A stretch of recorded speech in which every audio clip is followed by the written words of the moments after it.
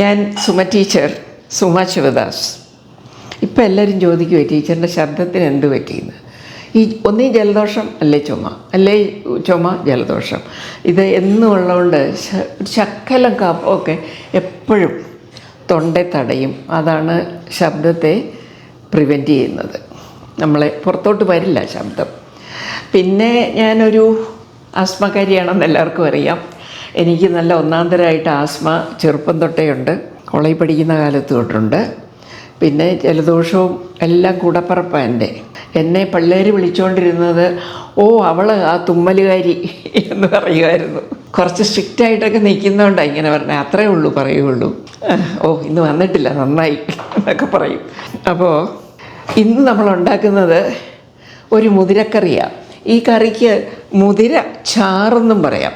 ഇത് ഏകദേശം 1 കപ്പ് കുതിർത്തതുണ്ട്. ഇത് വെള്ളത്തിലിട്ട് കുതിർത്തതാണ്, വറുത്തതല്ല. അപ്പോൾ ഇതൊന്ന് വറക്കണം. വറുത്തിട്ട് വേണം മുതിര എന്തുമേ ചെയ്യാൻ. പിന്നെ ഇതിൻ്റെ ഗുണഗണങ്ങൾ എനിക്ക് തോന്നുന്നു പറഞ്ഞിട്ടുണ്ടെന്ന്. ഇതിന് ഇംഗ്ലീഷിൽ കുതിരപ്പയറെന്നാണ് പറയുന്നത്.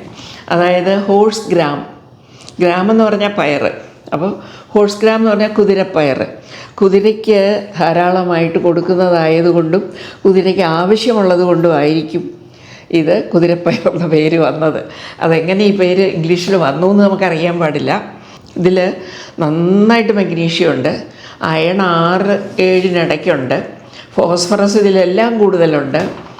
പിന്നെ ധാരാളം ആൻറ്റി ഓക്സിഡൻസ് ഉണ്ട്. അപ്പോൾ ഇത് എല്ലുകൾക്ക് വളരെ ബലം കൊടുക്കും എന്നാണ് പറയപ്പെടുന്നത്. ഡോക്ടർമാരും പറയാറുണ്ട് ഇതൊക്കെ കേട്ടോ.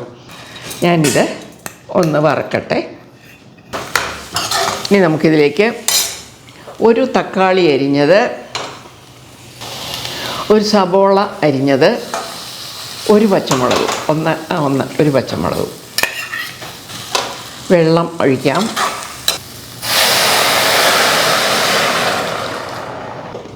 ഇനി ഉപ്പ്, മുളക് പൊടി, മഞ്ഞൾപ്പൊടി. ഉപ്പ് പാകത്തിന്, ഒരു 1/4 ടീസ്പൂൺ മഞ്ഞൾപ്പൊടി, 1 ടീസ്പൂൺ പാകത്തിന് മുളക് പൊടി. ഇപ്പം എല്ലാ കൂട്ടവുമായി, അതായത് സബോള, തക്കാളി, പച്ചമുളക്, മഞ്ഞൾപ്പൊടി, മുളക് പൊടി, ഉപ്പ് എല്ലാം പാകത്തിനിടുക. എന്നിട്ട് ഒരു 5-6 വിസിൽ വരെ ഇവിടെ ഇരിക്കണം. നന്നായിട്ട് വേകണം. ഇതാണ് ഇതിൻ്റെ അരപ്പ്. ഏതാണ്ട് കഷ്ടിച്ച് 1 കപ്പ് തേങ്ങ, 2 നുള്ളി ജീരകം, നല്ല ജീരകം, ചെറിയ ജീരകം, പിന്നെ ഒരു 2 ചുവന്നുള്ളി. ഇത്രയും മാത്രം മതി. ജീരകവും ചുവന്നുള്ളിയും തേങ്ങയും. ഇത് നല്ലപോലെ അരച്ചെടുക്കുക. ഇത് അരയ്ക്കുമ്പോൾ വേണമെങ്കിൽ ഒരു നുള്ള് മുളക് പൊടിയും മഞ്ഞൾപ്പൊടിയും ഓരോ നുള്ളി ചേർത്ത് അരപ്പിനൊരു കളർ കിട്ടും. എരിവിനല്ല, നിറത്തിന് മാത്രം. ഇപ്പം ഒരു 6-7 വിസിൽ കഴിഞ്ഞു. നല്ലപോലെ വെന്തിട്ടുണ്ട്. ഇതധികം ഉടയുമില്ല കേട്ടോ, വേകുകയേ ഉള്ളൂ. നല്ലപോലെ വെന്തിട്ടുണ്ട്. കണ്ടമാനം ഉടയുകയില്ലെന്ന് ഞാൻ പറഞ്ഞല്ലോ. ഇതും കണ്ടമാനം ഉടയുകയില്ല.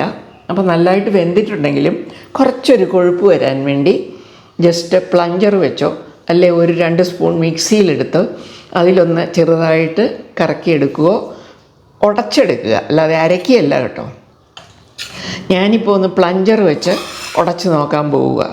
പ്ലഞ്ചർ വെച്ച് ഇങ്ങനെ, എന്നാലും ഉടയാൻ പ്രയാസമായത്. കുറച്ച് ചിറച്ചു. ഇനി നമുക്ക് അരപ്പ് ചേർക്കണം. അരപ്പ് ചേർക്കുന്നു.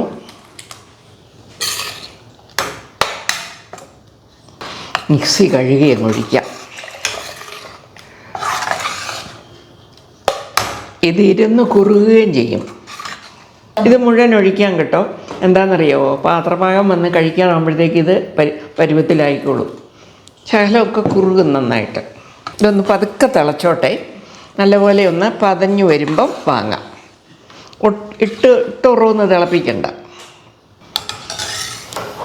സത്യം പറയട്ടെ, ഞാനൊന്ന് കടുക് ഇറക്കുന്നതിന് മുമ്പൊക്കെ ടേസ്റ്റ് നോക്കി കേട്ടോ. നല്ല സ്വാദാണ്. ഞങ്ങളെല്ലാവരും നോക്കി.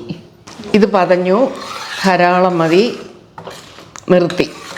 കണ്ടോ, ഇത് നിങ്ങൾക്ക് വെളിച്ചെണ്ണയിലും കടുക് ഇറക്കാം. പക്ഷേ ഞാൻ നെയ്യിലാണ് കടുക് വറുക്കുക. 2 ടീസ്പൂൺ നെയ്യ് ഒഴിച്ചു. കടുക്, മുളക്, കരിവേപ്പില. അങ്ങനെ മുതിരച്ചാറ് തയ്യാറായി. ഞാൻ നേരത്തെ പറഞ്ഞല്ലോ ഞങ്ങളൊന്ന് ടേസ്റ്റ് നോക്കിയെന്ന്. നല്ല അസൽ സ്വാദാണ്. കടുക് പൊട്ടിച്ചിട്ട് സ്വാദ് നോക്കിയിട്ടില്ല ആരും. എല്ലാ കൂട്ടവും നല്ല നളപാകം. തീർച്ചയായിട്ടും ആർക്കും ഉണ്ടാക്കാം. ചപ്പാത്തിക്ക് കൂട്ടാം, ചോറിന് കൂട്ടാം, കഞ്ഞിക്ക് കൂട്ടാം. ഏത് ആഹാരത്തിൻ്റെയും കൂടെ നല്ല ഒന്നാന്തരമായിട്ട് യോജിച്ച് ചേർന്ന് പോകുന്ന ഒരു കറിയാണിത്.